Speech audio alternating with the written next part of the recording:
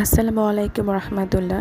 আসন্ন পবিত্র ঈদ উল ফিতর উপলক্ষে আমার রেসিপি মেক্সিকান রাইস তৈরি করতে প্রথমে আমার প্রয়োজন 2টি টমেটোকে ব্লেন্ড করে নেওয়া।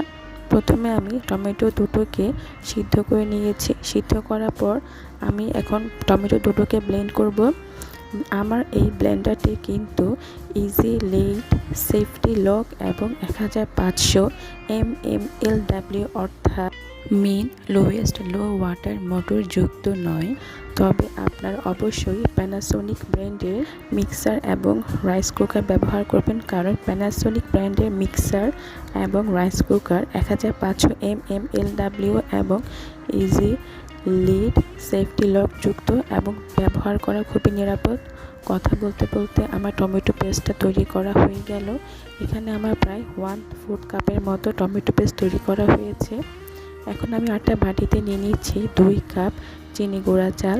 চালগুলোকে আমি 3 থেকে 4 বার খুব ভালোভাবে ধুয়ে নিব এবং আধা ঘন্টার জন্য ভিজিয়ে রাখবো। আধা ঘন্টা পর চালগুলো থেকে আমি পানিটা ঝরিয়ে রেখে দিব কিছুক্ষণের জন্য। পরে একটি ননস্টিক প্যানে আমি নিয়ে নিচ্ছি 2 টেবিল চামচ সয়াবিন তেল, দিয়ে দিয়েছি মাঝারি সাইজের পেঁয়াজ কুচি।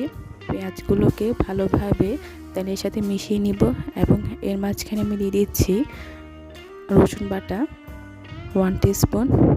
পেঁয়াজ যখন হালকা বাদামি হয়ে আসবে এর মাঝখানে আমি দিয়ে দিব 1 টিস্পুন করে লাল মরিচ গুঁড়ো, জিরা গুঁড়ো এবং দিয়ে দিচ্ছি গোলমরিচ গুঁড়ো 1 টিস্পুন থেকে একটু কম। ভালোভাবে মিশিয়ে নিলাম সবগুলো উপকরণ। এরপর আমি এখানে দিয়ে দিব টমেটো পিউরি 1/3 কাপ। আমি দুটো টমেটোকে সিদ্ধ করে খুব ভালোভাবে ব্লেন্ড করে নিয়েছি। মিডিয়াম আঁচে সবগুলো উপকরণ আরেকবার ভালোভাবে মিশিয়ে নিলাম। এরপর এর মাঝখানে আমি দিয়ে দিব লবণ 1 টেবিল স্পুন। ভালোভাবে মিশিয়ে নিলাম। লবণটা পরে স্বাদ অনুযায়ী অ্যাড করা যাবে। এখন আমি বিভিন্ন রঙের সবজি ব্যবহার করব। আমি এখানে ক্যাপসিকাম 2 ধরনের ব্যবহার করেছি, লাল এবং সবুজ রঙের। দিয়ে নিচ্ছি গাজর কুচি এবং বাঁধাকপি কুচি। আপনারা চাইলে এখানে হলুদ রঙের ক্যাপসিকামও ব্যবহার করতে পারেন। উল্টে পাল্টে সবগুলো সবজি ভালোভাবে মিশিয়ে নিব। মেশানোর পর এখন আমি 2 থেকে 3 মিনিটের জন্য মিডিয়াম আঁচে ঢাকনা দিয়ে ঢেকে রেখে দেব। 2 থেকে 3 মিনিট পর আমি আরেকবার সবগুলো উপকরণ উল্টে পাল্টে ভালোভাবে মিশিয়ে নিব। দেখতে পাচ্ছেন সবজিগুলো দেখতে খুবই সুন্দর লাগছে। এর মাঝখানে আমি দিয়ে দিব 1/3 cup tomato ketchup. Tomato sauce দেওয়ার পর আরেকবার সবগুলো উপকরণ উল্টে পাল্টে মিশিয়ে নিব খুব ভালোভাবে। মিডিয়াম আছে, হাই ফ্লেমে রান্না করা যাবে না, তাহলে কিন্তু নিচে দিয়ে লেগে যাওয়ার সম্ভাবনা থাকে। ভালোভাবে মেশানোর পর এখন আমি এতে দিয়ে দিব সুইট কর্ন। আরেকবার ভালোভাবে মিশিয়ে নিলাম।